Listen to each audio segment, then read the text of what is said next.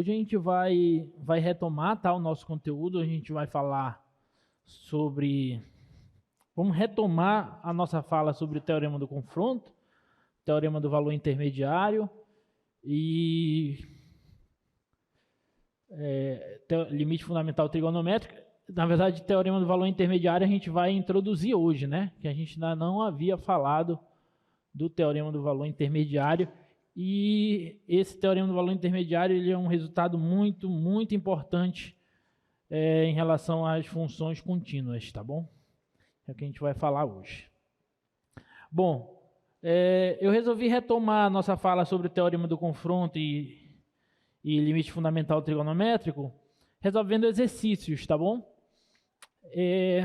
Porque, olha só, não sei se vocês já viram, o cronograma parece que foi enviado hoje, né, Júlia, para eles, atualizado, né? Então, vocês receberam o cronograma hoje, atualizado, tá? Já deve estar no Moodle também, imagino que já esteja, né, Júlia? Já está no Moodle. Então, vocês já podem baixar o cronograma para ver as nossas aulas e principalmente as datas das provas, né? Então, pelo cronograma, não sei se alguém já olhou, essa sexta agora nós não teremos prova, tá?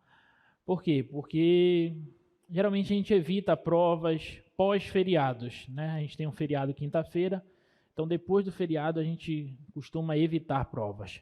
Mas não significa que não vai ter sessão de monitoria, vai ter e sugiro que vocês venham. Até porque na outra sexta-feira nós vamos ter prova e a prova da outra sexta-feira vai abordar os conteúdos da próxima semana e dessa semana. Então, mais um motivo para vocês não faltarem à sessão de monitoria da próxima sexta. Tá bom?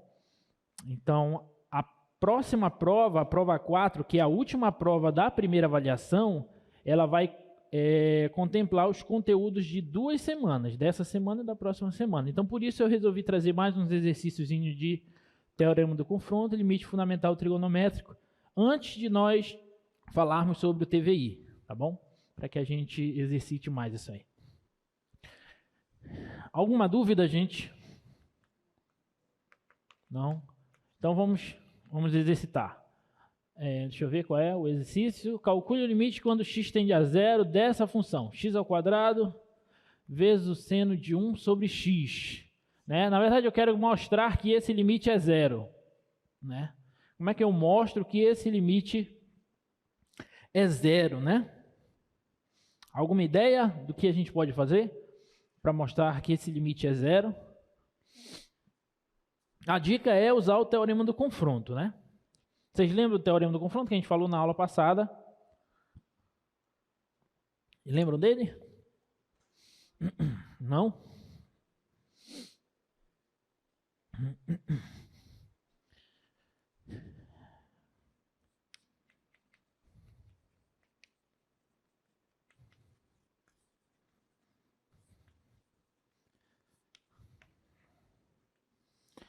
Deixa eu só ver aqui no slide. Acho que tem aqui o slide da aula anterior. Deixa eu ver aqui. Aqui, ó. Esse é o teorema do confronto. Ó. Se você tem 3 funções f, g e h satisfazendo aquelas desigualdades ali, para todo x em um intervalo aberto que contenha um certo ponto P, e aí é claro que não precisa ser exatamente no ponto P, mas apenas próximo dele, né, no intervalo aberto contendo ele, exceto possivelmente ele. E os limites das funções das extremidades forem iguais, se isso acontecer, então o teorema do confronto nos garante que o limite da função do meio ali, que está, entre aspas, imprensada entre as duas outras funções, perto do ponto P, também vai ser o mesmo limite das outras duas funções, tá? Então, se isso aqui acontece, e isso aqui acontece, limite da f é igual ao limite da h, que é igual a L, quando x tende a P. Isso aqui acontece próximo do ponto P, né? Eu quero dizer. Então, isso aqui implica dizer que o limite da função g também é L. É isso que nos diz o teorema do confronto, tá bom? É isso que nos diz. Bom, então, como é que a gente resolve esse problema aqui, né? Esse exercício, como é que a gente pode resolver? A ideia é a gente tentar utilizar o teorema do confronto, e para a gente utilizar o teorema do confronto, a gente tem que atender primeiramente essas hipóteses aqui, ó. A gente tem que mostrar, bom, eu quero calcular o limite dessa função, então essa função é como se fosse a minha função g, é isso que eu quero provar. Então eu tenho que mostrar que essa função g, próximo de zero, ela satisfaz essa condição, ela está entre outras duas funções. E além disso, os limites dessas duas funções f e h, quando x tende a zero, que é onde eu estou trabalhando, tem que ser igual a zero, porque eu quero mostrar que esse limite aqui é zero. É isso que a gente quer mostrar. Tudo bem? Como é que a gente pode fazer isso? Né? Aí aqui eu vou partir da seguinte questão. Essa função aqui é uma função trigonométrica, função seno de 1 sobre x. E a gente viu que a função seno e a função cosseno também, elas são funções limitadas. Né? Lembra dos gráficos das funções seno e cosseno? Elas ficam limitadas ali numa faixa. Que faixa é essa? Que intervalo é esse? De 1 até menos 1, né? O seno de x e o cosseno de x, eles sempre ficam limitados entre 1 e menos 1. Tá bom? E no caso particular da função seno de 1 sobre x, isso também acontece.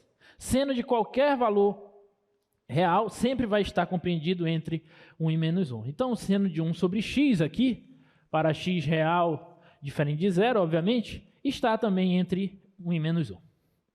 Tudo bem? Só que eu não quero a função seno de 1 sobre x, eu quero a função x ao quadrado vezes o seno de 1 sobre x. Então, a partir daqui, o que eu posso fazer para que aqui no meio apareça essa função toda? Posso multiplicar tudo por x ao quadrado, sim ou não? Se eu multiplicar tudo por x ao quadrado, primeiro, x ao quadrado é um número positivo. Então, quando eu multiplico essa desigualdade por um número positivo, ela se mantém. Não há inversão das desigualdades, tá? Então, x ao quadrado vezes menos 1 fica menos x ao quadrado. X ao quadrado vezes seno de 1 sobre x fica x ao quadrado vezes o seno de 1 sobre x. E x ao quadrado vezes 1 fica x ao quadrado. Tudo bem? Aí observem agora que eu tenho a primeira hipótese do meu problema. Desculpa, do meu teorema. A função g está entre outras duas funções. Ó. Isso aqui é a função g. Isso aqui é a função f. Isso aqui é a função h. Ok? Agora eu só tenho que verificar se as funções f e h, quando x tende a zero, possuem o mesmo limite, que no caso tem que ser zero. Isso procede? Sim. O limite das funções menos x ao quadrado, quando x tende a zero, e x ao quadrado, quando x tende a zero, os limites dessas duas funções são iguais e iguais a zero. É só substituir, elas são contínuas. Estão definidas em zero, é só substituir. Tudo bem? Então, se eu tenho isso, se eu tenho essa primeira hipótese e essa segunda hipótese, o que me garante o teorema do confronto? Me garante que o limite da função do meio, que é a função g, também vai para zero. Ok? Então, mas aí você tem que citar, tá? Pelo teorema do confronto. Professor, se eu não citar, perde ponto? Perde, metade da questão. O limite de x ao quadrado vezes o seno de 1 sobre x, quando x tende a zero, é igual a zero. Tudo bem? Alguma dúvida? Não?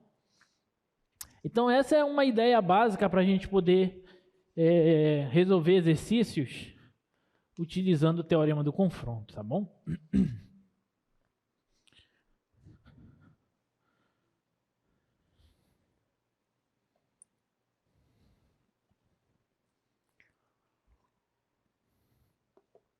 Olha essa outra.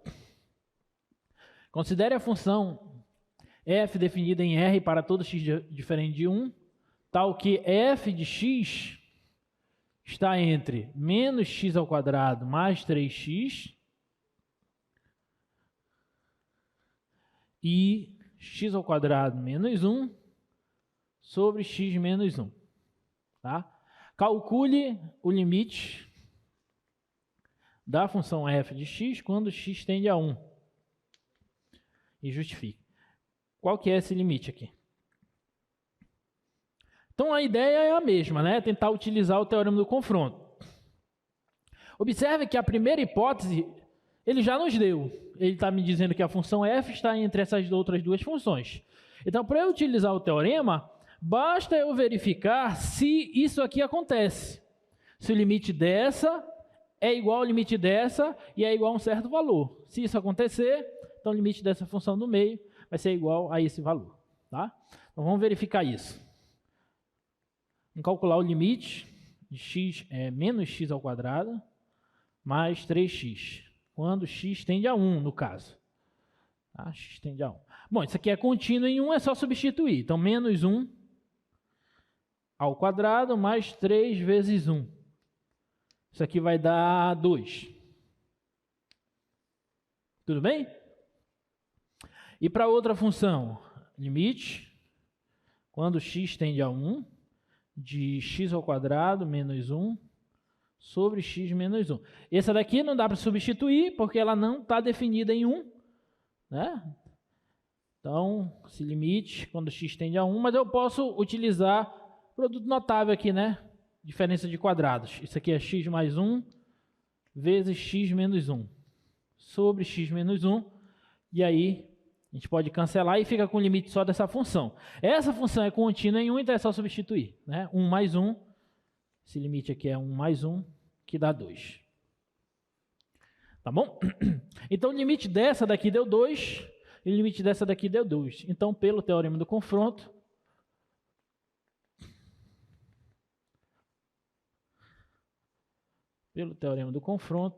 o limite da função f, quando x tende a 1, também é 2. Pronto. Ok? Alguma dúvida? Não?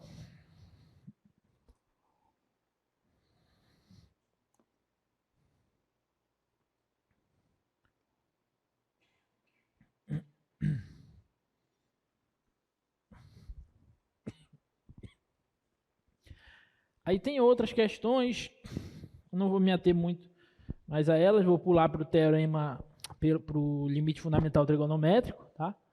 Mas tem várias e várias questões lá no livro do Stuart. Sugiro que vocês peguem essas questões para resolver, tá? Stuart, Guidorize e qualquer outro livro de cálculo.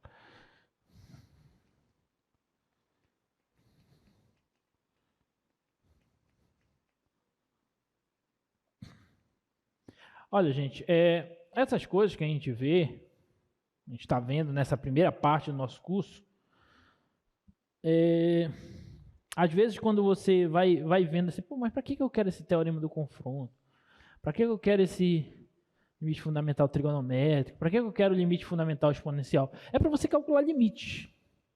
Todos esses resultados são para você calcular limites, para você aumentar o seu arcabouço, a sua caixa de ferramentas, para que você consiga calcular o máximo de limites que for possível você calcular. Tá?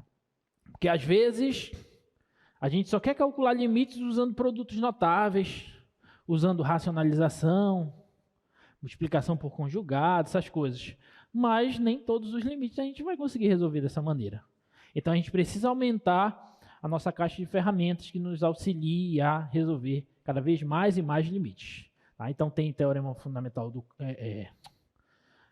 teorema do confronto, limite fundamental trigonométrico, limite fundamental exponencial. Na próxima aula nós vamos ver limites no infinito e limites infinitos. Então, tudo isso é para a gente, quando a gente chegar lá nas derivadas, Vocês vão ver, quando a gente chegar lá em derivada, vocês vão olhar para esses limites aí, vocês vão fazer assim, esses limites, rapidinho. Porque derivada é um limite, integral é um limite, como vocês vão ver também. Tá? E quando vocês chegarem lá em cálculo 2, vocês vão ver que cálculo 1 é muito fácil também. É assim, a gente vai vendo as coisas e vai vendo que aquelas coisas que a gente já viu não são tão complexas como a gente pensou que elas eram na primeira vez. A gente viu. Né? O limite fundamental trigonométrico é esse aqui, né? A gente viu na aula anterior. Está aqui, deixa eu ver, tá. É o que está aí no slide, tá? O limite fundamental trigonométrico é esse. E esse limite serve para a gente calcular outros limites. Você usa ele para calcular outros limites. Esse é o objetivo. Tá? Então, por exemplo, vamos calcular esse limite aqui, ó. Limite do seno de 5x sobre x, quando x tende a zero. A gente fez um bem parecido com esse no final da aula passada. Quem lembra o que a gente precisa fazer aqui para calcular esse limite?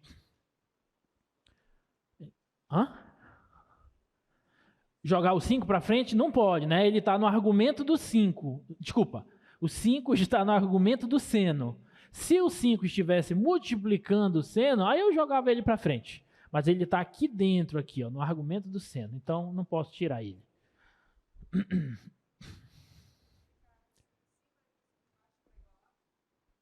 Pode ser, uma boa ideia. Olha, a nossa querida... Como é o seu nome, filha?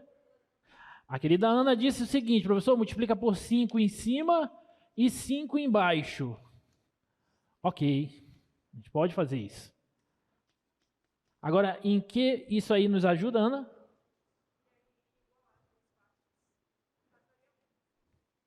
Igualar as duas partes, como assim?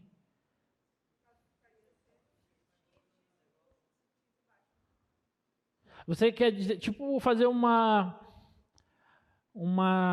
mudança de variável, digamos assim, né? Por exemplo, se eu chamar de u o 5x, aí esse limite passa a ser o seguinte, ó, limite de 5 vezes o seno de u sobre u. Não é isso? Tá? Chamei esse camarada aqui, ó, de dentro, ó, como se fosse uma outra variável. Então fica seno de u, variável u. Seno de u, aqui está u também, sobre u. Só que, observem o seguinte, ó, quando o x tende a zero, se o x tende a zero, o u tende para quanto? Para zero também, porque o u é 5x. Se isso aqui tende para zero, 5 vezes algo que está tendendo para zero, vai para zero. Né? Então, o u tende para zero. Então, aqui esse limite aqui, o u tende para zero. E aí a gente chega, ó, esse 5 eu posso tirar, então fica 5 vezes o limite, quando u tende para zero, de seno de u sobre u. Isso aqui, ó, é o limite fundamental. Certo? Isso aqui é 1. Isso aqui é 1. Então fica 5 vezes 1, que dá 5. Então esse limite aí é 5. Tá bom? Eu poderia até dizer que aqui, daqui já vai ser 5 vezes 1, né? Porque isso aqui vai para 0, isso aqui vai para 0, e aí por conta do limite fundamental, esse aqui vai para 1. Mas deixa assim, fazendo a substituição, porque a gente está aprendendo ainda, tá? Depois que a gente pegar mais experiência, a gente já diz lá o que isso é 1. Tudo bem? Alguma dúvida? Se tiver dúvida, fala, gente. Não? Não vou passar. Vou para o próximo. Limite, quando x tende a zero, de 1 menos o cosseno de x sobre x ao quadrado. E nessa, o que a gente pode fazer?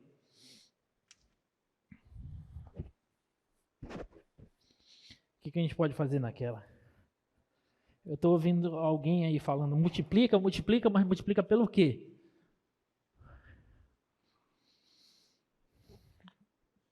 A dica é tentar usar o limite fundamental trigonométrico. O limite fundamental trigonométrico é isso, seno de x sobre x. Tem algum seno aqui? Cadê?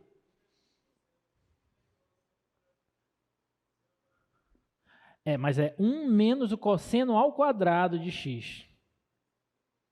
Porque a relação fundamental da trigonometria, ela nos diz que cosseno ao quadrado mais o seno ao quadrado é igual a 1.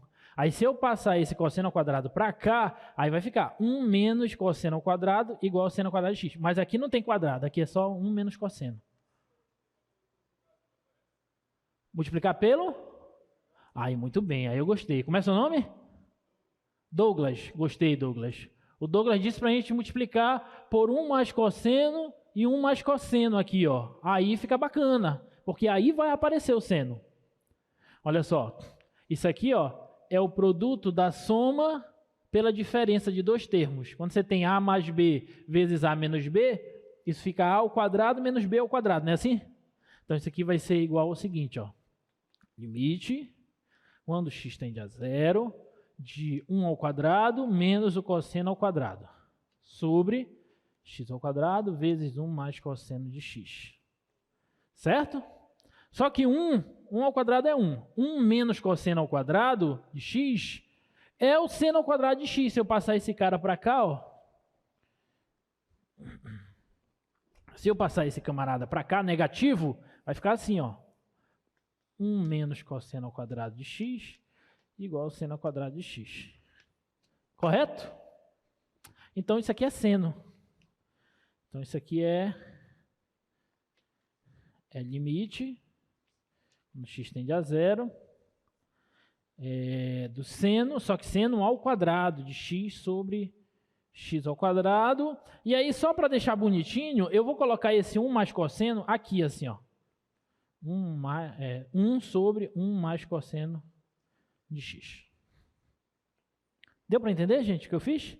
Esse camarada aqui que está no denominador, eu só separei ele para cá, só para vocês entenderem que aqui vai aparecer o limite fundamental trigonométrico. Tá bom? Para ficar mais claro ainda, eu vou escrever assim, ó. Seno ao quadrado de x sobre x ao quadrado, o quadrado é um expoente que é comum às duas bases. Então, eu posso escrever assim, ó. Seno de x sobre x, tudo isso ao quadrado, vezes 1 sobre 1 mais cosseno de x. Ficou claro agora? Tá? Só que o limite, quando x tende a zero, do seno de x sobre x, é 1, que é o limite fundamental trigonométrico. Isso aqui vai para 1, do x tende a zero. Então, esse limite todo vai para 1 ao quadrado, vezes 1 sobre 1 mais cosseno de 1. Cosseno de zero. Quanto é o cosseno de zero? É 1. Então, aqui vai aparecer 1 mais 1, que dá 2. 1 ao quadrado é 1, 1 vezes 1 dá 1, então fica meio. Aqui, ó. Então, esse limite aqui é meio. Ok? Alguma dúvida? Então, a dica aí era realmente multiplicar ali por 1 mais cosseno, e depois usar a relação fundamental da trigonometria. Tá? É aquilo que eu falei para vocês, gente. A trigonometria ela é muito, muito importante, tá bom? Em todo o nosso curso ela é muito importante. Então, não pode esquecer dela.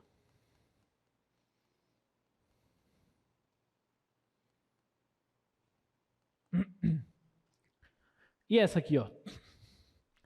Letra C. Limite do seno de 6x sobre 5x.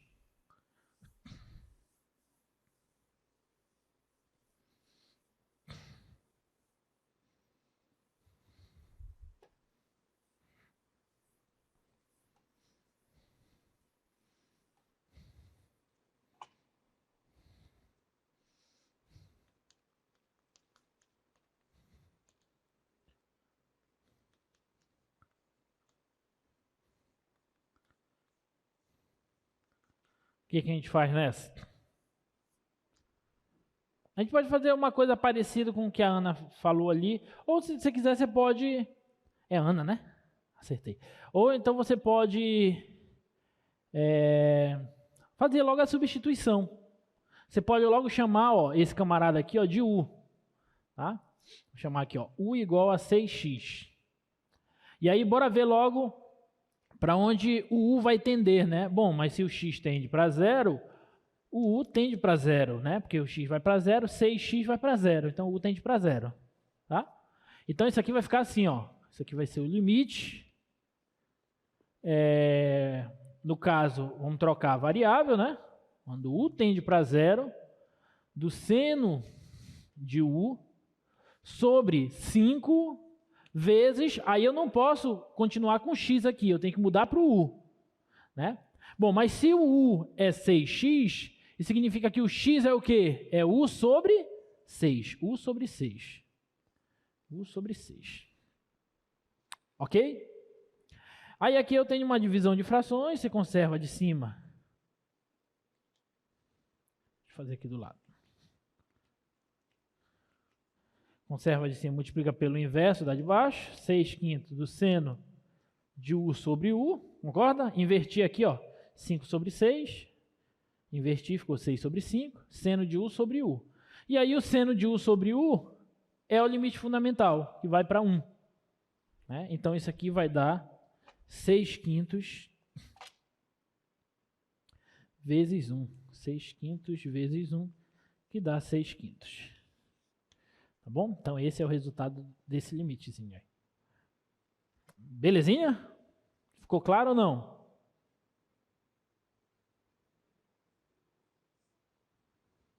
Vou seguir. Vocês têm que dizer se vocês não entenderem alguma coisa, gente, senão eu vou seguindo. Aí eu fico pensando que todo mundo está entendendo, que todo mundo vai tirar 10, só que quando eu olho o resultado da prova, nem todo mundo tirou 10. Aí eu não entendo o que está acontecendo. Então, perguntem, tá?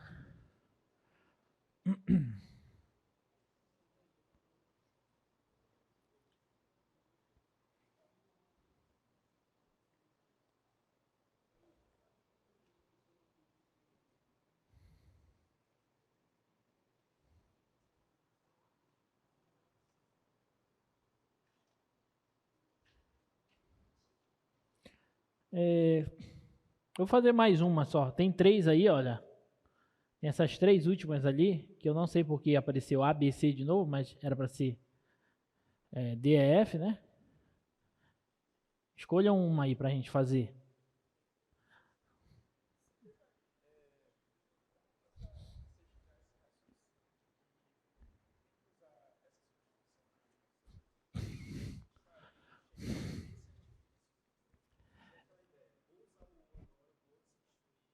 Isso aí é mais questão de prática, assim, sabe?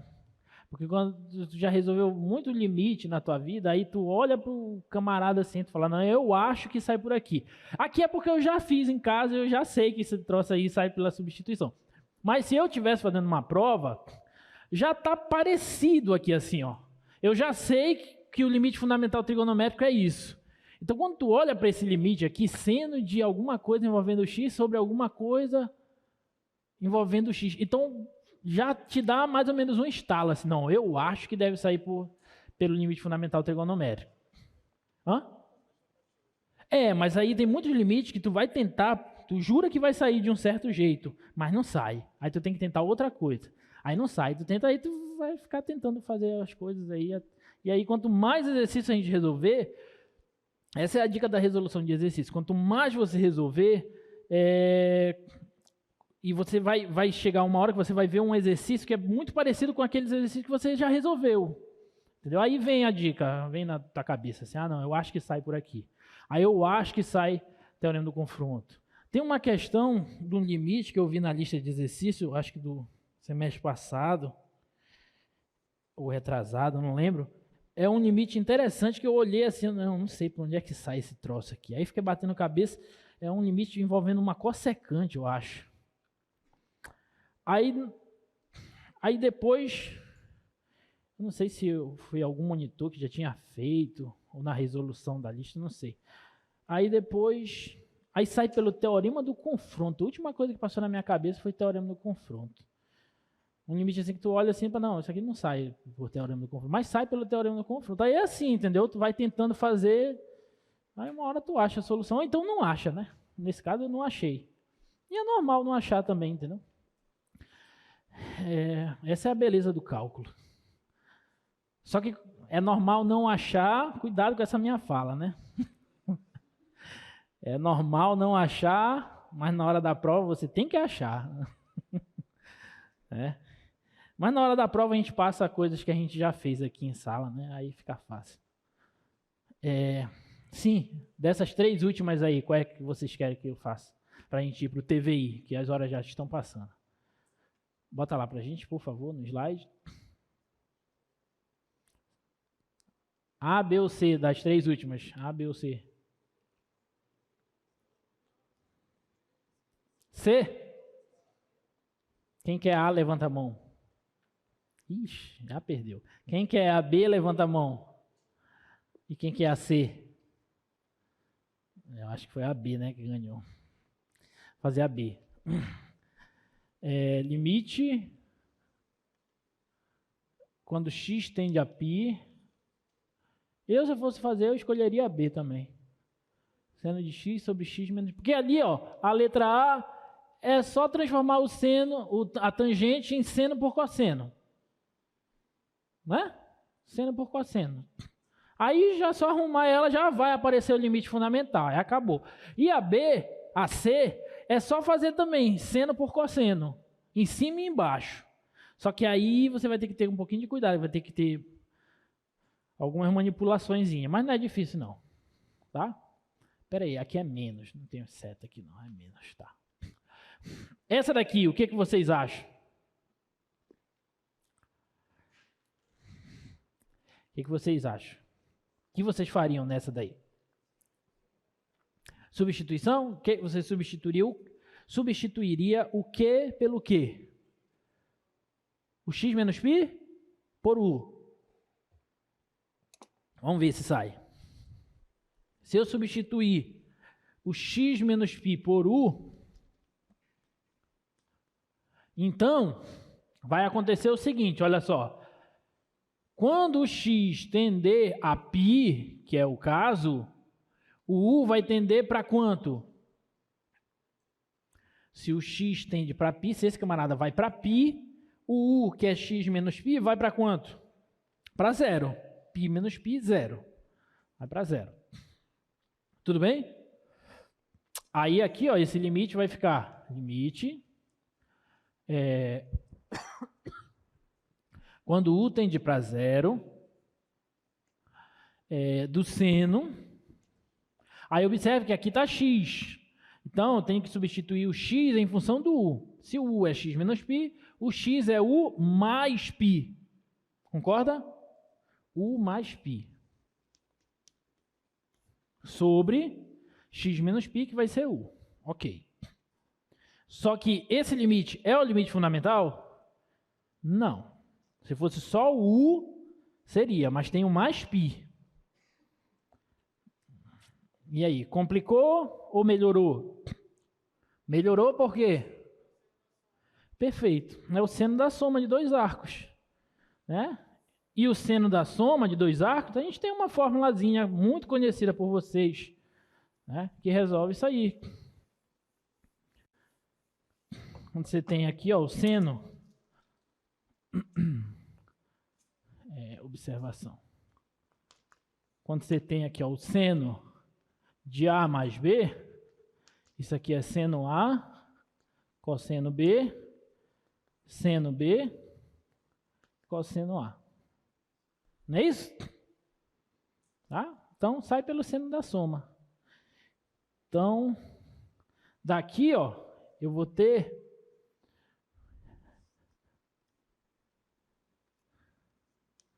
Eu vou ter que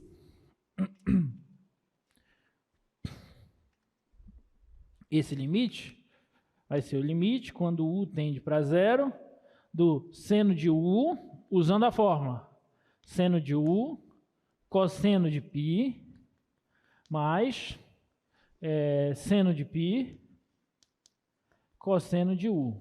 Tudo isso dividido por u.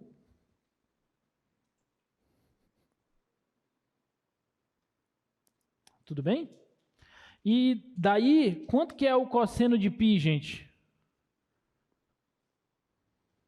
menos 1. E quanto é o seno de π? 0. Então, se o seno de π é 0, 0 vezes cosseno u, tudo isso aqui vai para 0. Então, vai sobrar só isso. Vai ficar limite, quando u tende para 0, de menos seno de u sobre u. Só que seno de u sobre u é o fundamental, que é 1. Então, isso aqui vai dar menos 1. Pronto. Esse limitezinho aqui bonitinho é menos 1. Ok? Alguma dúvida? Não? Então, beleza.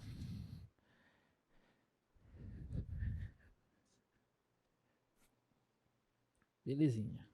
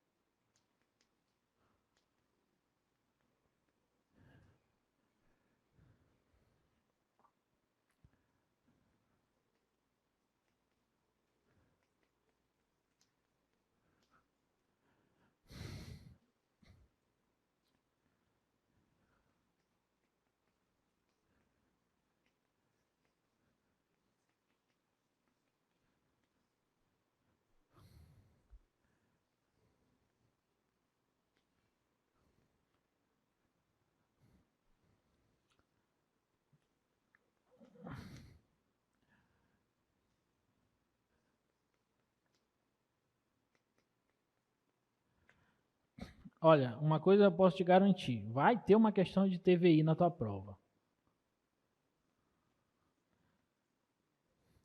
Esse é um resultado muito, muito, muito importante para não ser cobrado em prova. Tá? É o teorema do valor intermediário. É um dos principais resultados que envolve a continuidade de funções reais. Tá? Um dos principais resultados do cálculo. Ousa dizer que talvez seja o mais importante. Teorema do valor intermediário, o que ele nos diz? Então, olha lá no slide. Suponha que você tem uma função e essa função é contínua em um intervalo fechado. Essa hipótese aí, ela é crucial para que o teorema do valor intermediário funcione. Você tem que ter uma função contínua em um intervalo fechado. Esse intervalo não pode ser aberto. E não pode ser uma união de intervalos. Tá? Tem que ser um intervalo fechado. Se você tem uma função que é contínua em um intervalo fechado, e você considera que as imagens desses extremos do intervalo AB, ali no caso, são diferentes, e você toma qualquer valor entre as imagens desses pontos, olha lá, estou tomando um número n entre o f de A e o f de B. Então, o teorema do valor intermediário nos garante que sempre vai existir pelo menos um camarada entre A e B, tal que a imagem desse camarada vai ser esse valor n. Tá? Falando assim diretamente, as coisas ficam meio complicadas. Mas deixa eu te explicar graficamente o que está acontecendo aqui nesse teorema.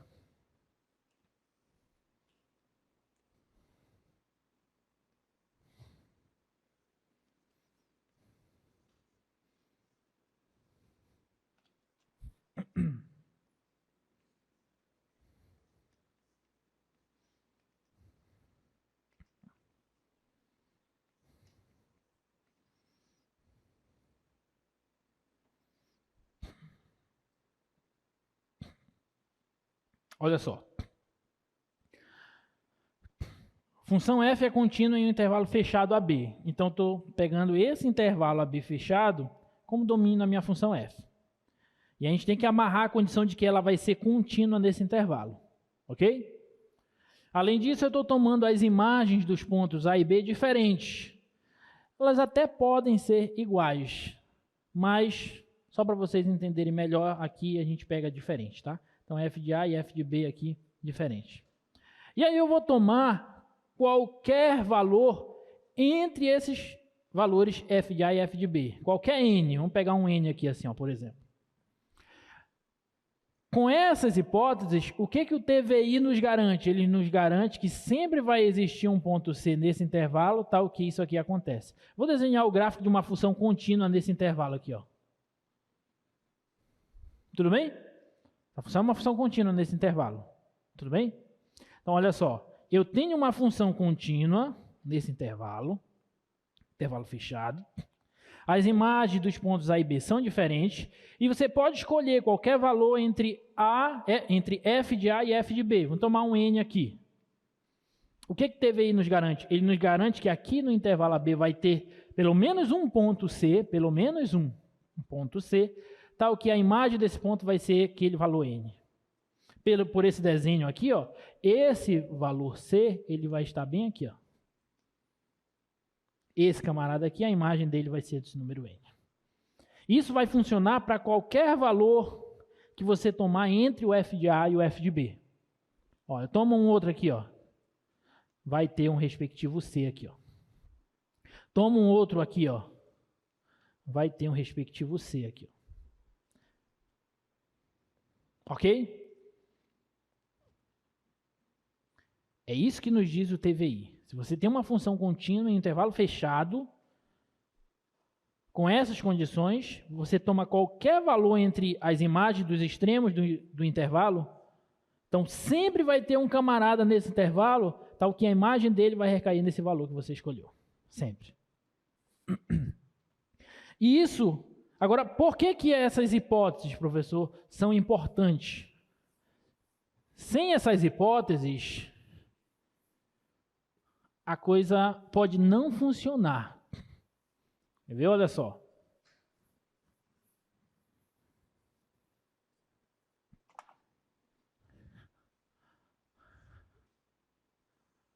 Vamos supor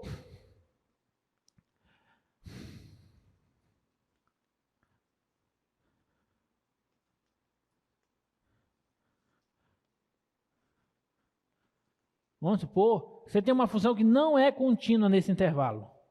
Tem um certo ponto de descontinuidade nela, aqui, por exemplo, ponto C.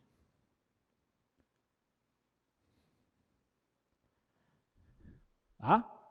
Essa função ela é contínua no intervalo AB, com exceção do ponto C.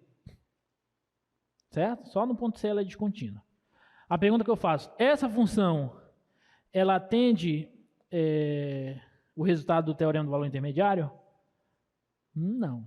Qual é o resultado dele? É que qualquer valor que eu tomar aqui tem que ter um correspondente aqui no intervalo AB. E isso nem sempre acontece. Por exemplo, se eu pegar um n bem aqui, ó, aí eu vou ter um correspondente aqui. Se eu pegar um n aqui, ó, eu vou ter um correspondente aqui. Mas se eu pegar um n nessa faixa aqui, ó, se eu pegar um camarada bem aqui, aí eu não tenho ninguém aqui que, pela função f, ele seja a imagem de algum ponto pela função f. Mas isso só acontece por quê? Porque essa função f ela não é contínua nesse intervalo AB, em todo o intervalo AB. Deu para entender? Tá?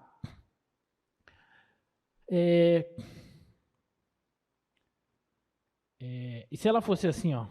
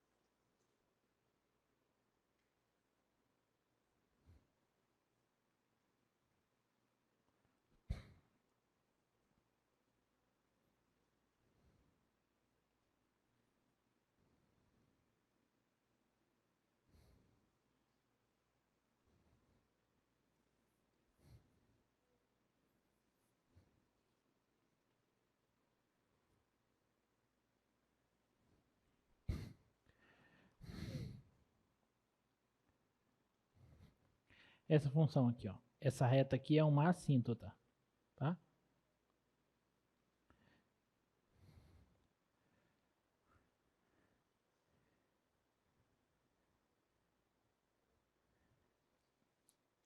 Essa função aí, ela é contínua? Olha, preste atenção na pergunta que eu fiz. Ela é contínua, essa função?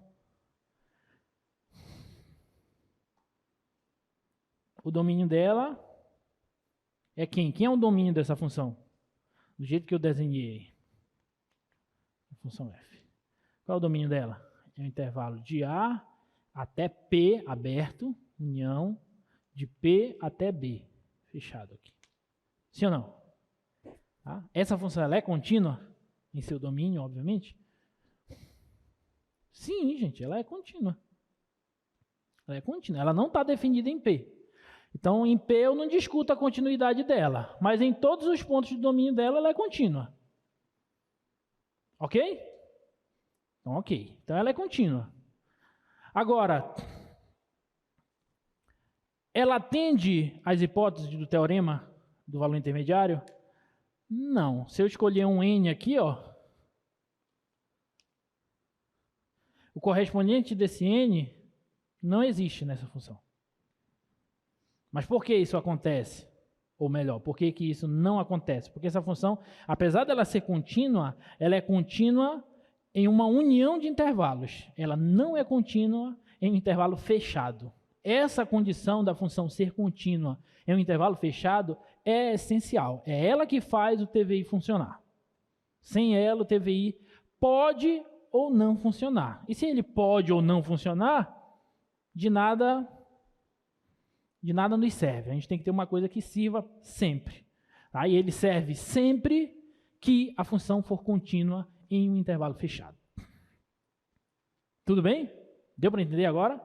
Então, com essas hipóteses, todas as vezes que vocês tiverem uma função contínua em um intervalo fechado,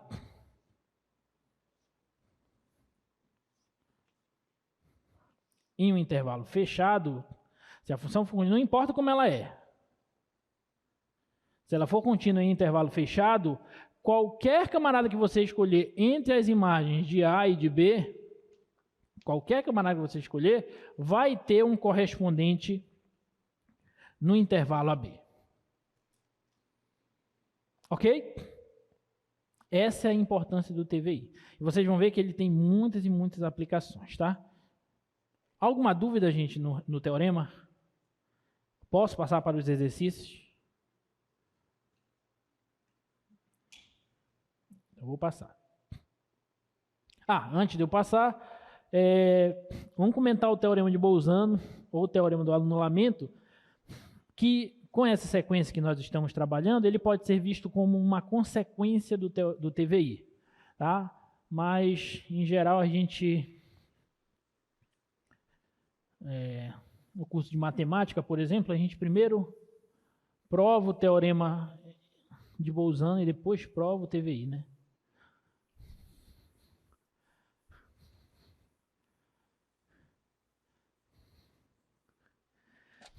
Então, o teorema de Bolzano, ou do anulamento, ele nos diz que se a função for contínua e f de A e f de B assumirem sinais contrários, então isso significa que essa função vai ter uma raiz no intervalo AB.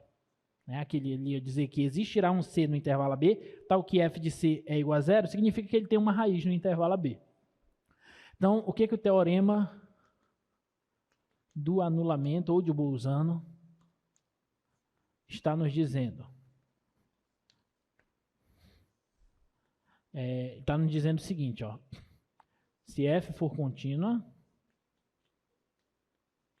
e f de A e f de B possuírem sinais contrários, ou seja, se um for positivo e o outro for negativo, então isso nos garante que existe uma raiz da função no intervalo AB. Tá? É isso que está nos dizendo esse teorema, essa consequência do TVI. Graficamente, o que está acontecendo? Agora prestem bem atenção, e muita atenção nisso aqui. Ó. Imagina que você tem uma função contínua no intervalo fechado AB, só que as imagens desses extremos, elas possuem sinais contrários, ou seja, uma está acima do eixo das abscissas e outra está abaixo do eixo das abscissas. Tá bom? Não tem jeito. Tenta desenhar o gráfico de uma função contínua nesse intervalo, de modo que esse gráfico não toque o eixo das abscissas. Você consegue? Não, impossível. Você pode desenhar qualquer gráfico de função contínua. Uma hora, esse gráfico vai ter que cortar o eixo das abscissas pelo menos uma vez. E é nesse ponto onde ele cortar o eixo das abscissas que vai estar esse ponto C. Então, observem. Aquela função é contínua, sim ou não? É contínua no intervalo AB? Sim ou não? Sim. Então, ela é contínua. As imagens dos pontos A e B possuem sinais contrários? Sim. Então, acabei de fazer um desenho de um gráfico de uma função contínua, de modo que não tem jeito, o gráfico tocou pelo menos uma vez o eixo das abscissas. Onde ele tocar o eixo das abscissas, lá o f de C vai ser zero, vai ser a raiz da função. Ok? E aí você pode fazer o gráfico que você quiser, desde que esse gráfico seja gráfico de função contínua. Olha só. Não interessa como. Tá? Aqui nem é gráfico de função, né? Mas tudo bem. Tá. Nesse caso aí, nós temos quantas raízes? 5 raízes, né? Eu tenho 5 camaradas desse aqui, ó. 1, 2, 3, 4, 5. Tenho 5 raízes. Mas o teorema me garante que tem pelo menos uma. Se tiver mais de uma, não tem problema. Mas pelo menos uma ele garante que tem. Tudo bem? Alguma dúvida? Não? E notem que isso aqui, esse resultado, do jeito que a gente está vendo, pode ser entendido como uma consequência do teorema do valor intermediário. Tá? É como se eu estivesse escolhendo esse camarada aqui, o N, o meu N lá no TVI, fosse zero. Pego o N igual a zero, então sempre vai ter algum correspondente no eixo das abscissas. Aqui, ó. N. N. E o C correspondente dele. Tá bom?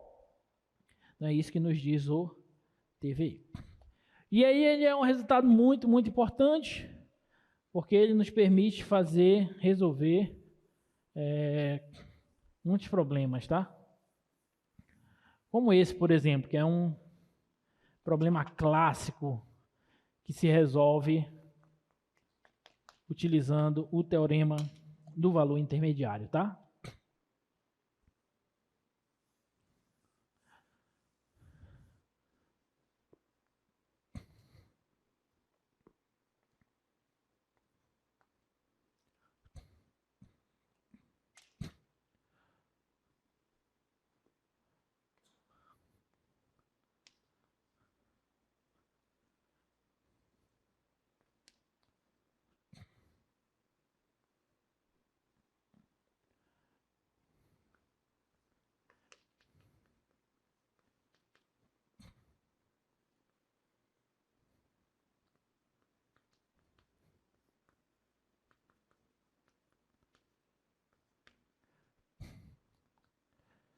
Então, olha esse exemplo aí. Mostre que essa equação admite uma raiz entre os números 1 e 2.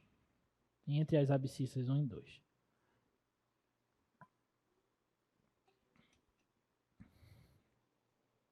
Então, como é que você resolveria isso aí? Utilizando o teorema do valor intermediário. Vamos recapitular o TVI. Você trabalha o TVI quando você tem uma função contínua em um intervalo fechado. E as imagens dos extremos do intervalo são diferentes. Você toma qualquer valor entre essas imagens, vai ter um correspondente no domínio da função. Tudo bem? E o teorema do anulamento, que é mais precisamente o que a gente pode utilizar nesse problema, se a função for contínua e esses dois camaradas tiverem sinais contrários, isso significa que a função tem uma raiz. Observe que parece que a gente, aquele problema está mandando a gente usar isso aqui. Eu quero mostrar que tem uma raiz entre 1 e 2. É como se o 1 possa assumir 1 como sendo A e o 2 como sendo B. Né? Então, como é que eu poderia fazer para usar esse teorema do anulamento? A primeira coisa é verificar se a função é contínua. Mas que função é essa, gente? Que função é essa? É essa aqui, ó. Apesar de ele estar nos dando uma equação, a função que a gente vai trabalhar é essa. Então, eu vou definir essa função, olha só. Seja f de x igual a 4x ao cubo menos 6x ao quadrado mais 3x menos 2. Tudo bem? Então, vamos considerar a função f como sendo essa parte de cá dessa equação, o lado esquerdo dessa equação. Alguma dúvida até aí? Pergunta, essa função é contínua? Sim ou não? Por quê? Porque é um polinômio, uma função polinomial. E a gente já viu que essas funções elementares, incluindo a função polinomial, ela é contínua. Tá? Note, então você escreve isso. Note que f é contínua. E o legal é que ela é contínua em todo o seu domínio. E o domínio dessa função são todos os reais. Então, se ela é contínua em todo o seu domínio e o domínio são todos os reais, ela já está satisfazendo essa hipótese de ser contínua em intervalo fechado. Qualquer intervalo fechado que você tomar, ela vai ser contínua. Tudo bem?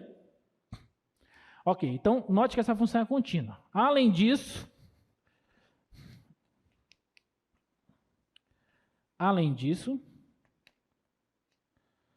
olha o que eu vou buscar agora. Essa primeira hipótese aqui, ó, já está ok. A função é contínua.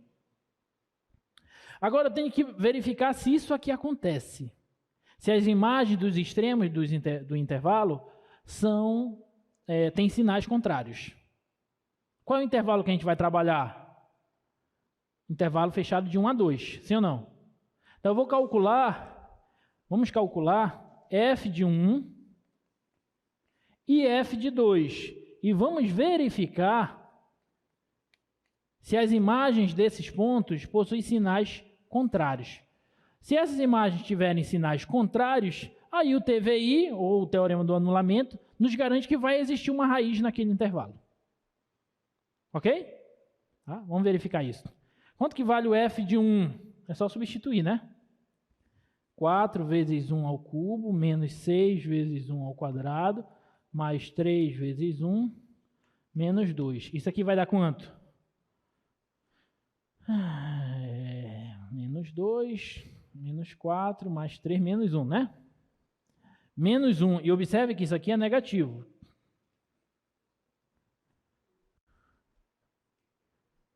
Tudo bem? Alguma dúvida? Agora vamos calcular o f de 2. Vou substituir o 2 agora. 4 vezes 2 ao cubo, menos 6 vezes 2 ao quadrado, mais 3 vezes 2, menos 2. Quanto é que dá isso aí? Isso aqui dá 8. 8 vezes 4, 32. Menos, dá 4. 6 vezes 4, 24. Mais 6, menos 2. Então, aqui dá 3. Dá 4. Menos 24, mais 4, dá menos 20. 32 menos 20 dá 12. Que é positivo, olha só que bacana. Possui sinais contrários. Um é negativo, o outro é positivo. Se possui sinais contrários, as imagens do extremos do intervalo 1 e 2, então o TVI, ou o teorema do anulamento, que é uma consequência, nos garante que vai existir uma raiz da função f no intervalo 1, 2. Tá bom? Ok, você escreve isso, né? Tem que citar o teorema que você está usando, senão a gente não sabe. Então, pelo TVI, Pode colocar só TVI, não precisa ficar colocando o teorema do anulamento ou de Bolzano não, tá? Porque como a gente está tomando como uma consequência, então usa logo o TVI. Pelo TVI, existe algum camarada C no intervalo 1, 2 aberto, tal que a imagem desse ponto C é igual a 0. Mas se a imagem desse ponto C pela função f é igual a 0, isso significa que, quando eu substituir o C no lugar do x nessa equação, vai ficar 4 vezes C ao cubo, menos 6 vezes C ao quadrado, mais 3 vezes C, menos 2 igual a 0. E o que isso significa para a gente? Significa que a gente acabou de mostrar que tem um número C no intervalo 1 e 2 que faz essa equação ser verdadeira. Então aqui acaba o problema. Que era o que a gente queria mostrar. A gente queria mostrar que existe uma raiz entre 1 e 2, uma raiz dessa equação aqui. E eu acabei de mostrar, ó, que tem um C no intervalo 1 e 2 que satisfaz essa equação. Ok? Alguma dúvida? Do jeito que a gente está vendo, aquele teorema, o teorema do anulamento, é uma consequência do TVI. Tá? Então, usa só o TVI. Porque, como eu falei, né? O TVI... aqui, ó, o TVI, função contínua, imagem dos extremos diferentes. Você pega qualquer valor entre essas imagens, pela função f, vai ter um correspondente no domínio. No caso do teorema do anulamento, ele só está deslocando isso aqui, ó, esse f de b para baixo. Ele só está pegando o f de b e jogando para baixo. E está tomando o n como se fosse n igual a 0, o eixo das abscissas. Então, uma hora a função vai ter que cortar o eixo das abscissas. Não tem jeito. Entendeu? Então, eu posso entender aquele resultado como uma consequência do TVI. Tudo bem?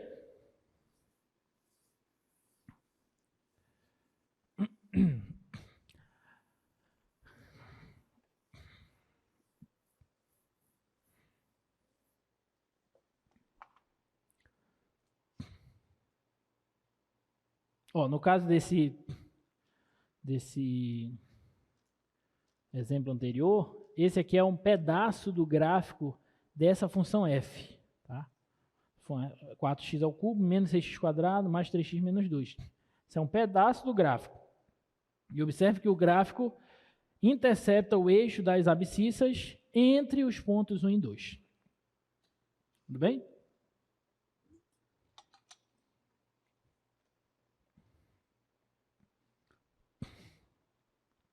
E essa aqui, ó.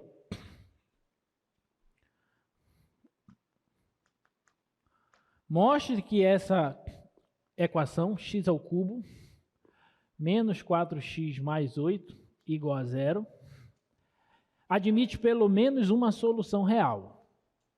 Quando ele diz para a gente verificar se essa equação admite pelo menos uma solução real, ele está querendo nos dizer, ele está nos pedindo, que nós encontremos pelo menos um número real, tal que, quando nós substituirmos aqui esse valor no lugar de x, o resultado dessa operação vai dar 0.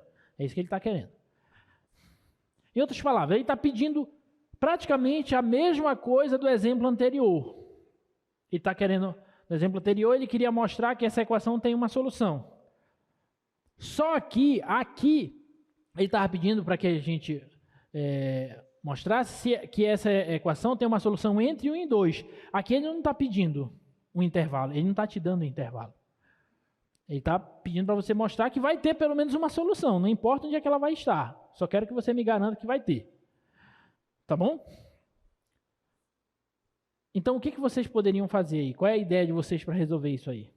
Usando... É muito parecido com o exemplo anterior. A única diferença é que ele não nos deu intervalo.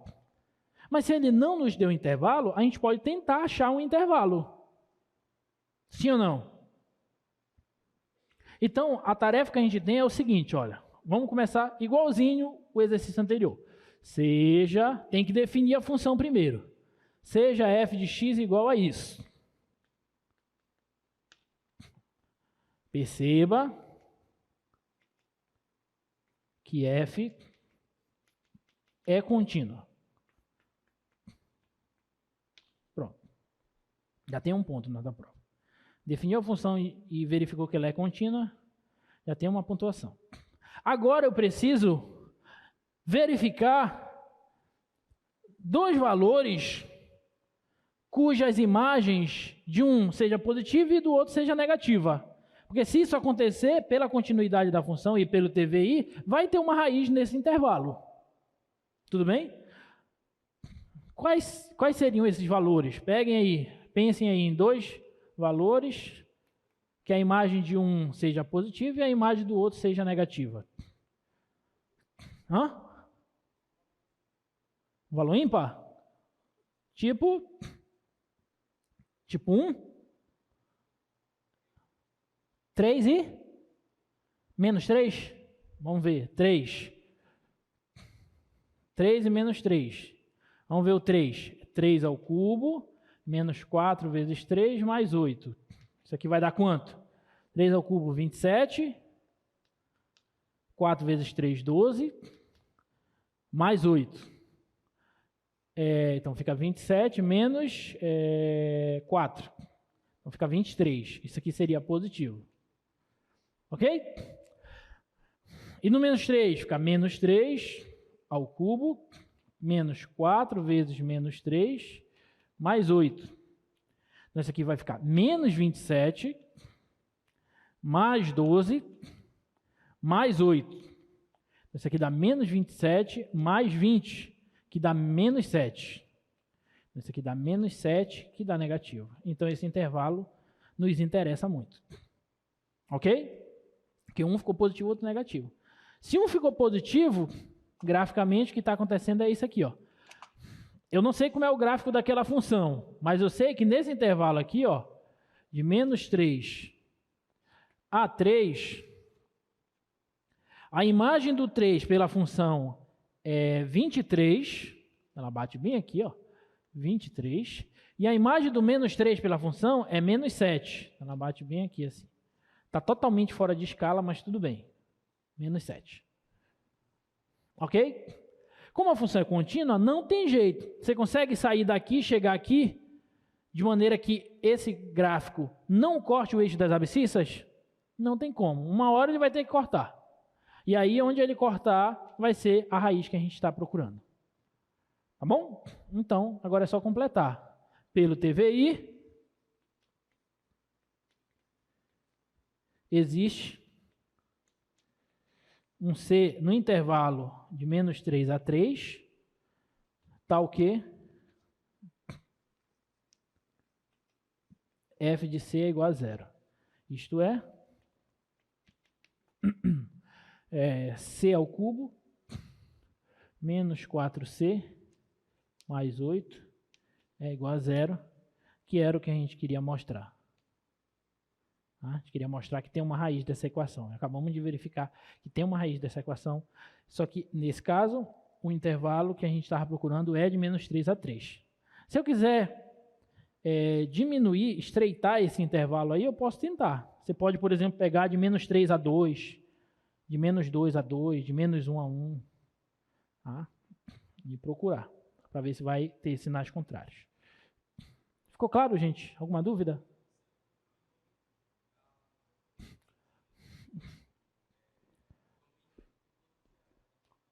Ela é contínua em todos os reais. Como a função é polinomial, nesse caso de grau 3, ela é contínua em seu domínio. E o domínio de uma função polinomial são todos os reais. Então, eu não vou ter problema quanto à continuidade. Ela vai ser contínua em toda a reta. Tá? Aí, daí, quando a gente vê uma questão de TVI com uma função polinomial, a gente comemora, que aí é bem facinho, que ela é contínua em todo o seu domínio. Alguma dúvida, gente? Vamos para o próximo, então. Mostre que essa função é a função definida de menos π sobre 2 a π sobre 2. Não, de menos π sobre 2 a π sobre 2 em menos 1 em 1, dada pelo seno de x é sobrejetora. Olha só. Essa é uma das aplicações do TVI também. A gente usa o TVI para mostrar que determinadas funções são sobrejetoras. Bem legal essa. Alguém tem alguma ideia do que fazer? Primeira coisa, vou melhorar a pergunta. Alguém lembra a definição de uma função sobrejetora? O que significa uma função ser sobrejetora? Oi? Perfeito. A imagem da função tem que ser igual ao seu contradomínio. Função sobrejetora.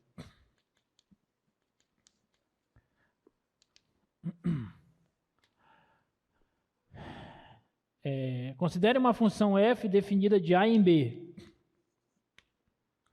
Se ela for sobrejetora, a função vai ser sobrejetora se a imagem dessa função f for igual ao contradomínio dessa função f. Se você colocar aqui o diagrama de Venn, conjunto A, conjunto B, né?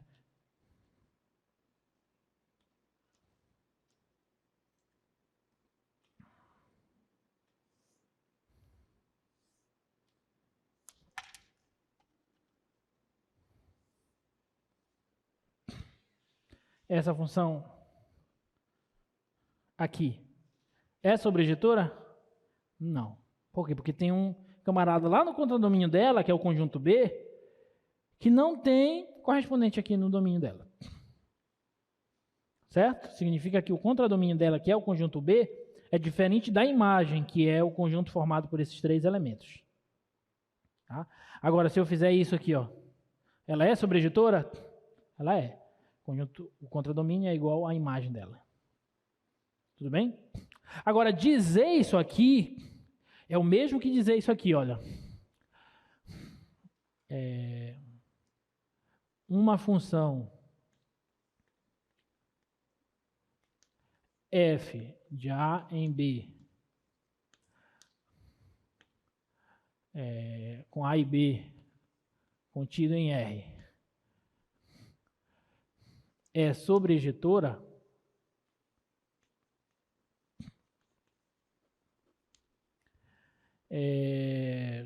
se dado qualquer y no conjunto B, qualquer y no contradomínio dela, existe um x no domínio dela, que é o conjunto A, tal que, eu vou colocar até y0 e x0, para ficar melhor a distinção. Então, dado qualquer y0 no contradomínio dela, vai com certeza existir alguém no domínio dela, tal que f de x0, a imagem do ponto x0 vai ser igual a esse y0. Dizer que função sobrejetora é dizer que a imagem é igual ao contradomínio, que é o mesmo que eu escrevi aqui, ó. Considere uma função de A em B. Essa função ela vai ser sobrejetora se qualquer camarada que eu pegar aqui vai ter um camarada aqui que se corresponde com ele pela função f. Tudo bem? Tá claro essa definição? Isso aqui significa a função ser sobrejetora, tá?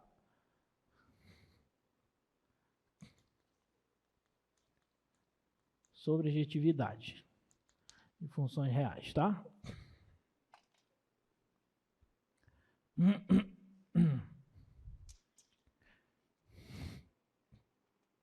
Tá claro, gente, essa definição? Então, vou usar essa definição aqui para mostrar o que o exemplo nos pede.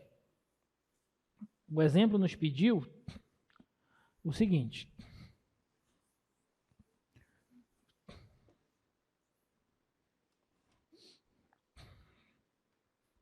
Bota lá para a gente, por favor, o exemplo.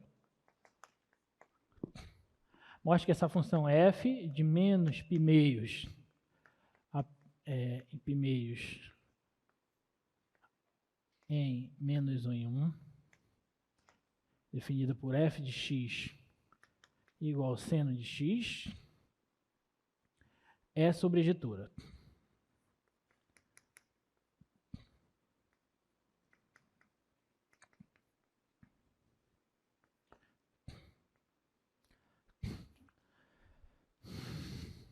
Tá, então vamos lá. Como é que a gente mostra que uma função é sobrejetora? Uma função vai ser sobrejetora quando, sempre que nós tomarmos alguém no contradomínio dela, nós encontrarmos alguém no domínio dela que faz essa correspondência. Certo ou não? Tá bom? Agora, olha lá. Então, eu vou fazer o seguinte, ó. Eu vou pegar alguém aqui, que é o contradomínio, e vou tentar encontrar alguém aqui que faz com que o f desse cara seja igual a esse cara. Certo? Então, eu vou tomar um y0, aqui, e vou tentar encontrar a interrogação. Quem é esse y0? E quem é esse x0? Isso tem que funcionar para qualquer y0 aqui. Tá bom? Alguma dúvida? Como é que a gente faz isso? Vamos lá. Primeiro,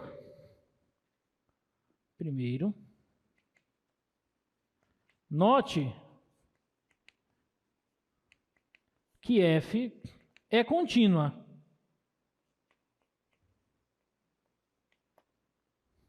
Concorda? Porque é uma função trigonométrica. As funções trigonométricas também são contínuas em seus domínios. Tá? Ela é contínua.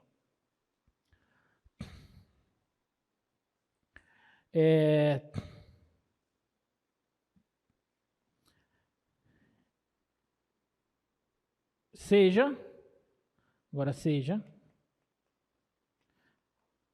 um y0 no intervalo fechado de -1 a 1. Certo?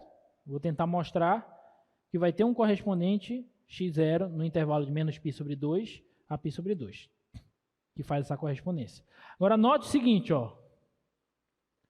Note que, olha só, qual que é a imagem do -π/2 pela função? Ou seja, a função não é o seno? Então, quanto é o seno de -π/2? -1, muito bem. E qual é a imagem do π/2 pela função? Quanto que vale o seno de π/2? É 1, muito bem. Tudo bem? Então acontece, no gráfico da função, na verdade, acontece isso aqui, ó.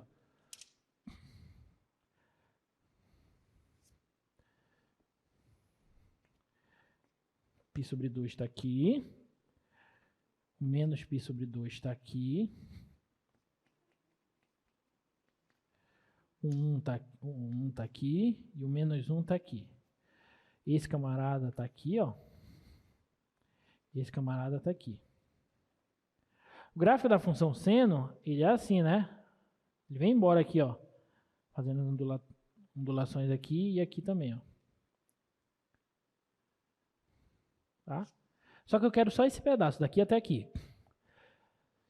Poderia só olhar para o gráfico e eu já sei que vai ter que essa função ela é sobrejetora. Mas, em matemática, desenho não é prova. Tá? Tem que provar as coisas matematicamente falando, tá? Então, só olhando para cá, eu sei que ela é sobrejetora. Por quê? Porque qualquer camarada que eu pegar nesse intervalo daqui até aqui, eu vou ter um correspondente no domínio dela. E faz essa associação, né? Mas só olhar não nos serve. A gente tem que dizer o porquê que isso acontece. Então, só para concluir, vamos recapitular. A função seno ela é contínua. Né? E aí considera qualquer cara no intervalo de -1 a 1. Aí olha só, como a imagem do π/2 negativo é negativa e a imagem do π/2 é positivo, O TVI nos garante o quê? Que qualquer camarada, qualquer valor no intervalo de menos 1 a 1, vai ter um correspondente na imagem. Desculpa, no domínio da função. Não é isso que o TVI nos diz? Então, olha só. Assim, pelo TVI, sempre para qualquer... Deixa eu até melhorar essa escrita aqui. Vou tirar esse Y0 daqui, que ele não nem precisa aqui ainda, né? Escrevi aqui note que apenas. Então, TVI nos garante, pelo TVI, para todo Y0 no intervalo de menos 1 a 1, vai existir um certo x0 no intervalo de menos π sobre 2 a π sobre 2. Vou até deixar aberto aqui para não ter problema, né?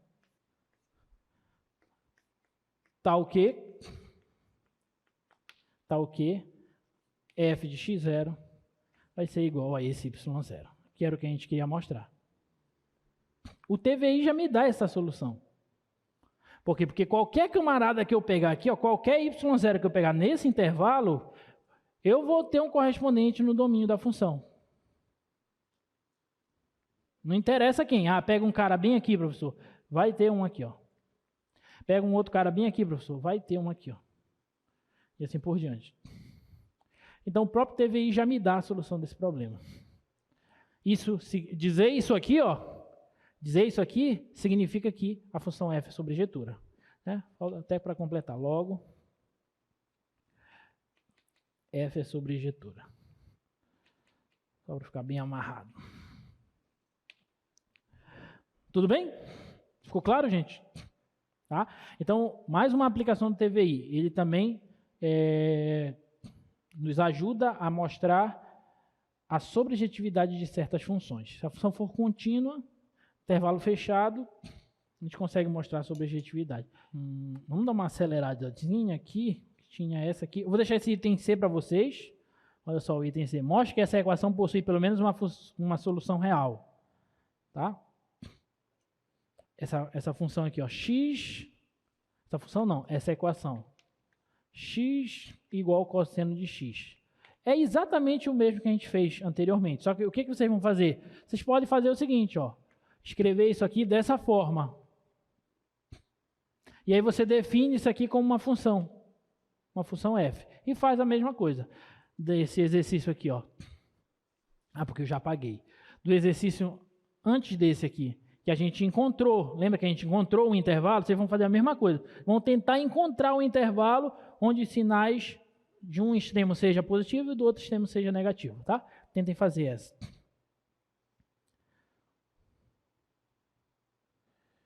Tem 3 aqui. Vamos fazer esse daqui, ó. Olha só. Suponha que uma função, essa aqui eu tirei lá do Stuart, tá? Suponha que uma função f seja contínua no intervalo fechado 0, 1, exceto no ponto 0,25. E que a imagem do 0 é 1 e a imagem do 1 é 3. Considere n igual a 2. Esboce 2 gráficos possíveis de f. Um indicando que f pode não satisfazer a conclusão do TVI e o outro mostrando que f ainda poderia satisfazer a conclusão do TVI, mesmo que nesse caso ela não está satisfazendo as hipóteses do teorema.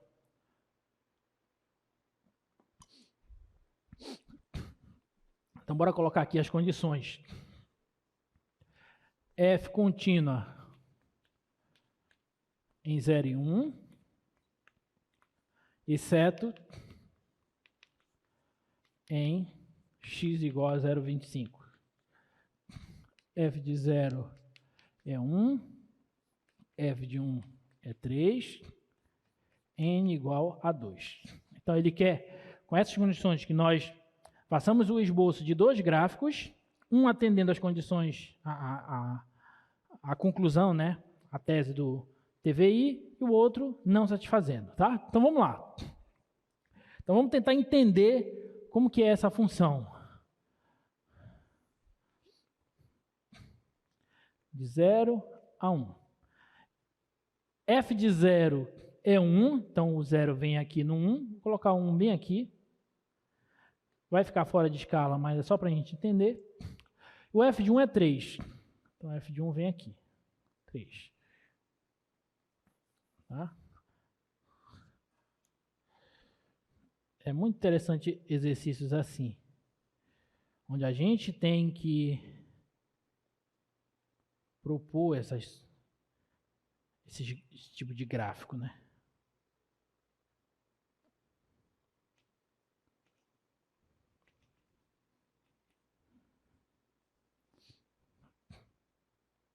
Aí bem aqui, ó, bem aqui tem um ponto de descontinuidade, bem aqui no 0,25. Bem aqui também, ó. 0,25, tá? Então olha só, eu quero esboçar 2 gráficos. Um que atenda à conclusão do TVI e outro que não atenda. Qual é a conclusão do TVI? É que qualquer camarada que eu tomar daqui até aqui vai ter um correspondente nesse intervalinho aqui. Não é isso? Mas o TVI ele sempre funciona embasado em quais hipóteses? Na hipótese de que a função tem que ser contínua no intervalo fechado. Essa função desse exercício, ela é contínua no intervalo fechado? Não. Porque ela é contínua em 0 e 1, exceto em x igual a 0,25. Então, ela não é contínua em todo o intervalo 0 e 1. Bem aqui eu tenho um ponto de descontinuidade. Eu não sei como é, mas eu quero que vocês deem ideia de como a gente poderia desenhar o gráfico de uma função. Primeiro, que não atenda à conclusão do TVI, e um segundo que atenda. Alguém para vir aqui fazer um desenho de um gráfico? Vamos começar por um que não atenda, que eu acho que é mais fácil. Um que não atenda à conclusão do TVI. Alguém? Não tem problema errar, gente. Aqui é a hora da gente errar. E rápido, que a gente tem só 9 minutos para acabar a aula. E eu ainda quero fazer outro exercício além desse.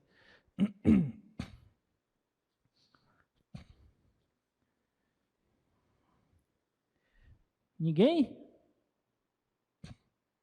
Vem, eu sei que tu de azul aí, tu tá querendo vir. Bora? Hã? Ponto? Tu quer ponto? Vocês estão mal acostumados já.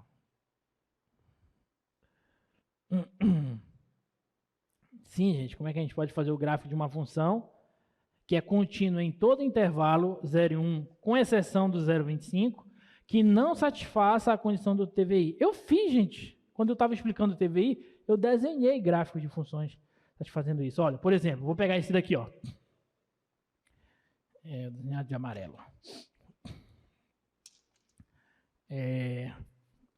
Vou pegar assim, ó.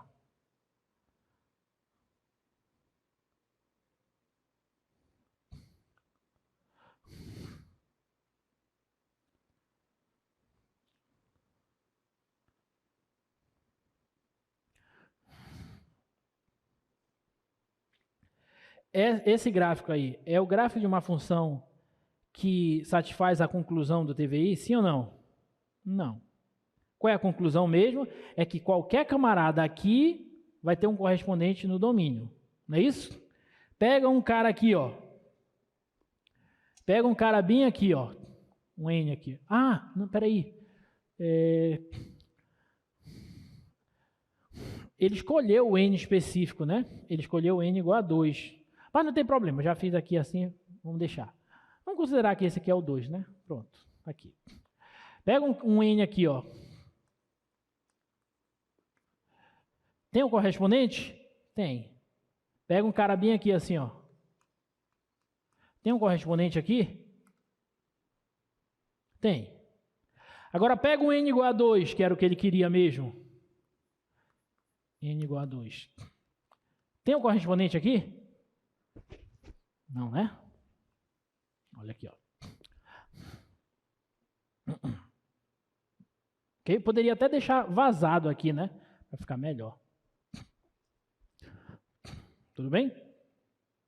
Então, esse daí não satisfaz a condição do TVI. Agora, vamos pegar a mesma coisa. Deixa eu marcar logo um n igual a 2 aqui, ó. N igual a 2 aqui, para ficar melhor a escala, né? Esse 2 está muito perto do 1 aqui, mas tudo bem. N igual a 2.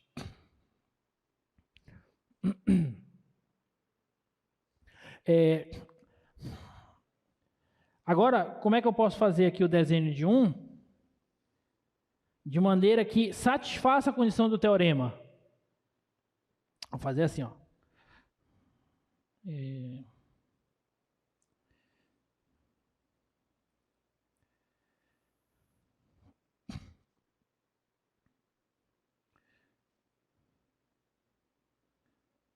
Só até botar a bolinha aqui fechada.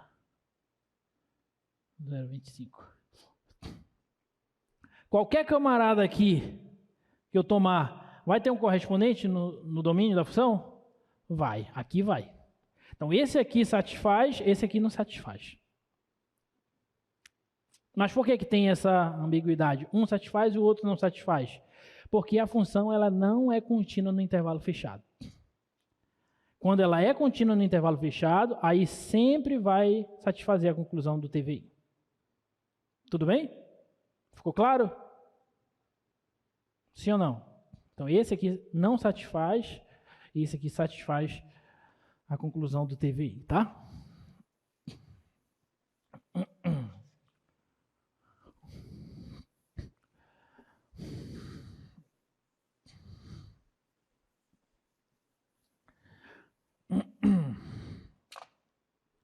Olha, estudem bastante, resolvam questões do TVI, dos livros textos, que vai ter questão do TVI na tua prova, tá? Vamos fazer mais uma antes de acabar.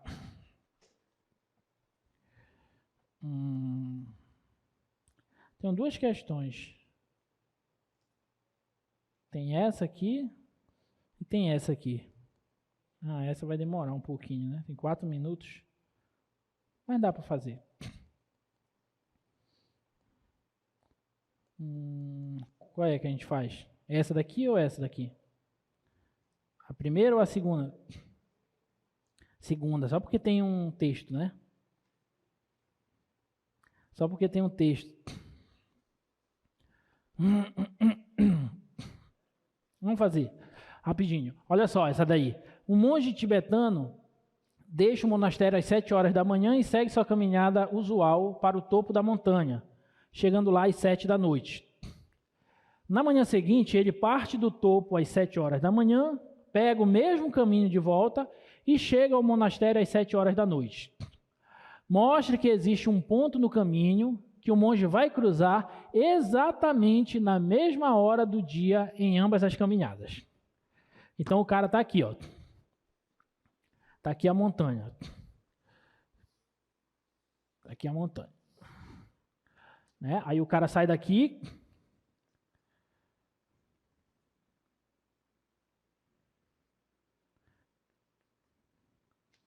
Ele sai daqui. Aí ele vem caminhando, não sei como é o caminho, ele vem. Aqui está o topo. Aí ele sai daqui às 7 horas da manhã. E chega aqui às 7 horas da noite. Vamos colocar 19 horas, né? Para não confundir. No outro dia ele faz o mesmo percurso, só que ele sai daqui às 7 horas da manhã e chega aqui às 19 horas. Pelo mesmo caminho, né? Eu quero que seja possível mostrar, eu quero que a gente mostre, na verdade, porque é possível, que em algum momento nesse caminho ele vai cruzar exatamente no mesmo horário, tanto na ida quanto na volta. Como é que a gente faz essa? Como está pouco tempo, eu não vou detalhar tão detalhadamente como eu queria, mas vamos fazer o seguinte, vamos pegar uma função f de t, que é uma função do tempo, tá? Essa função ela vai nos dar a distância do monge até o monastério, até o pé da montanha. Em cada instante. Então, em tal instante, ele está aqui. Às 7 horas, no caso. Daqui a 1 hora, ele está aqui. Daqui a 2 horas, ele está aqui. Daqui a 5 horas, ele está aqui. 6 horas está aqui, 7 horas está aqui. E isso nos intermediários também aqui. Às 7h01, ele está aqui. Às 7h02, ele está aqui. Às 7h03, ele parou para tomar uma água. Às 7h04, ele está aqui. E assim por diante. Tá bom? Então, essa função ela me dá a distância do camarada, do monge, ao pé da montanha, em função do tempo. Ok? Essa função, posso assumir ela como uma função contínua. Tudo bem? A cada instante eu vou ter uma posição, vamos assumir ela como uma função contínua. Aí olha só o que vai acontecer.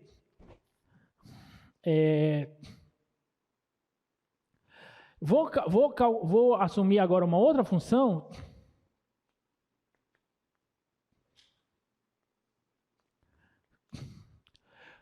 Também contínua.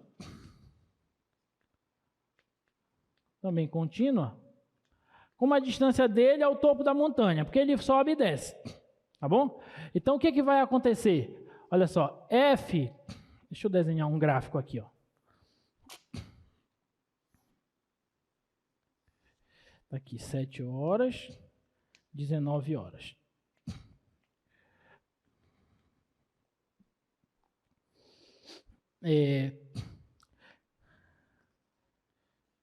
Tá aqui H, que vamos supor que a altura dessa montanha aqui seja H.